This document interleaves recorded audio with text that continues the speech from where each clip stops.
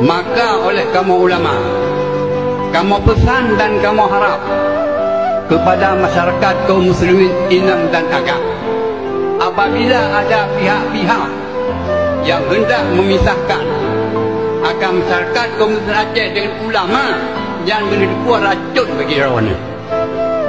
Nyo pesan daripada orang tua. Cobalah perhatikan pada mana kamu-kamunya. Apakah di kamu hanya mendiri pada rawan, sangat kamu pilih pada rawan.